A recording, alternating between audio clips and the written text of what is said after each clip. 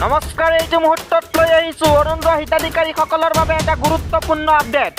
যিসকল হিতাধিকাৰীয়ে এতিয়ালৈকে প্ৰথম কিস্তি বা দ্বিতীয় কিস্তি পোৱা নাই, তেওঁলোকৰ বাবে অতি গুৰুত্বপূৰ্ণ খবৰ।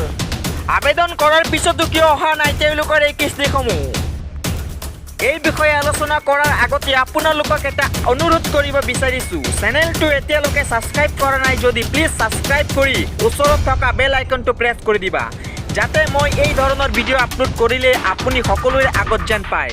তেন্তে বলক ভিডিঅ'টো আৰম্ভ কৰোঁ। ভিডিঅ'টো স্কিপ নকৰাকৈ সম্পূৰ্ণখিনি চোৱা, তেতিয়াহে বুজিব পাৰিবা।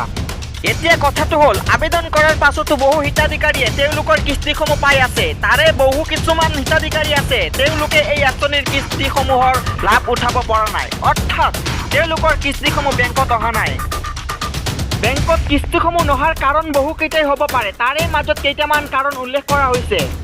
প্ৰথম কাৰণটো হ'ল আপোনাৰ বেংকৰ তথ্য কিবা ভুল হৈ থাকিব পাৰে। মহত্বপূৰ্ণ কাৰণটো হ'ল হিতাধিকাৰী অৰ্থাৎ আবেদনকাৰী নিজৰ নামত বেংক একাউণ্ট জমা নকৰি ঘৰৰ অন্য সদস্যৰ বেংক একাউণ্ট জমা কৰা হৈছিল। ৩ নম্বৰ কাৰণটো হ'ল আবেদন কৰোঁতে কিবা ভুল হৈ আছিল।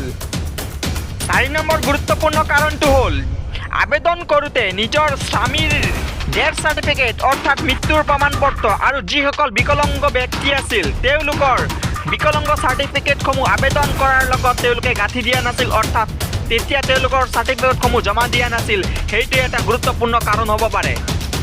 এতিয়া আপুনি কি কৰিব? আপুনি যদি সঠিককৈ আবেদন কৰিছিল আৰু সকলো উপযুক্ত প্ৰমাণ পত্ৰ দিছিলে, তেন্তে তথাপিও যদি আপোনালোকৰ অহা নাই, তেতিয়ালৈকে আপোনালোকৰ নিজৰ যিটো গাঁও পঞ্চায়ত আছে, গাঁও পঞ্চায়তত গৈ এই বিষয়ে আলোচনা কৰিব পাৰে। তো মই আশা কৰিছোঁ এই ভিডিঅ'টোৰ পৰা কিবা এটা উপকৃত পাইছা। তো প্লিজ তোমালোকক মই আকৌ এবাৰ অনুৰোধ কৰিব বিচাৰিছোঁ, চেনেলটো ছাবস্ক্ৰাইব কৰা নাই যদি প্লিজ ছাবস্ক্ৰাইব কৰি দিব, লাইক আৰু শ্বেয়াৰ কৰি দিব। Thank U.